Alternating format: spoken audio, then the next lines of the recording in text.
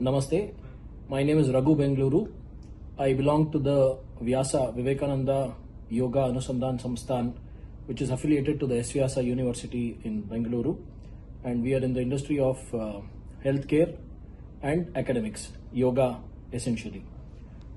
This huge momentous occasion that our Honorable Prime Minister Narendra Modi ji is coming to Canada is indeed a significant milestone, and especially after 10 years his visit to Canada is very important, because the last couple of years unfortunately have not been the best of times. There have been turbulences in this relationship, but as everyone is aware, Canada is a huge country which is looking for a lot of immigrants from around the world, and India has always been the best source of human resources, and as of today we are the largest, the most populous country on earth, and we have the highest quality of immigrants. If you look at Indian immigrants in any part of the world, and similarly in Canada, Indians are amongst the highest educated, highest earning, least crime and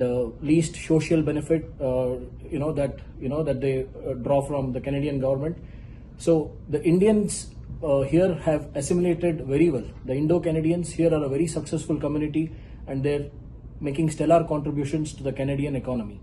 In that context, PM Modi's visit to Canada and a welcome change by the Canadian leadership, the PM of Canada inviting Mr. Modi, which has been a very magnanimous step in the right direction, and as Indo-Canadians we wholeheartedly welcome this.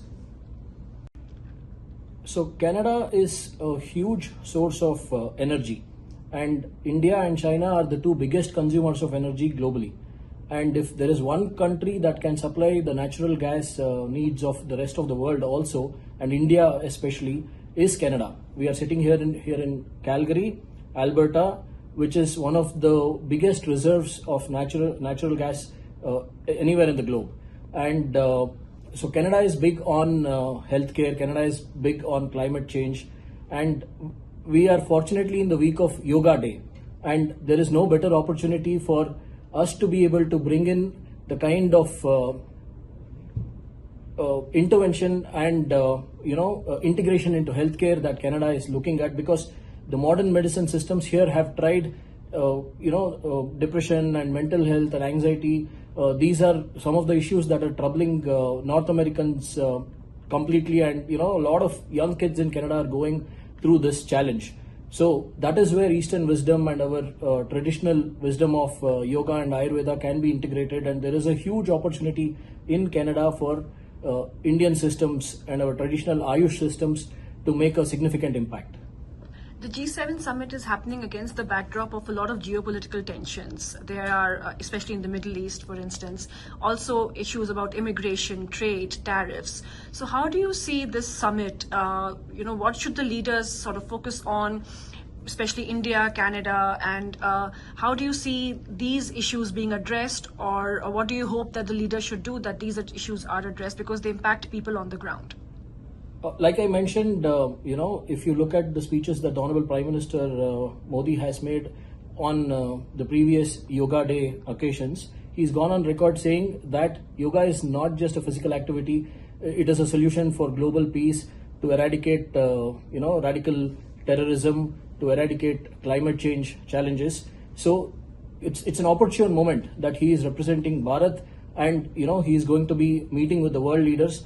And the world is in such a crisis. The wars that are happening currently he's always gone on to mention how this is not an era of war, and it should be only talks that should happen, and all of this should be resolved diplomatically. And we have, the best brand ambassador of all of this to be personally present here. I'm sure he'll have those conversations, because the world is at a tipping point. Everyone has been talking about a possible third world war.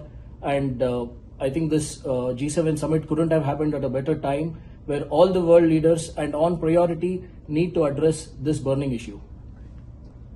G7 has always been a group of thought leaders who have shaped the way the world grows and functions. So there is no change. The same thing is happening, but it's very welcome that countries like India, the last 6 G7 summits have been continuously participating in these meets. So I'm sure something very good will come out of the G7 leadership at this summit, which is happening in Alberta, Canada. And as Indo-Canadians, we are really looking forward to a successful summit and something really fruitful to come out of this.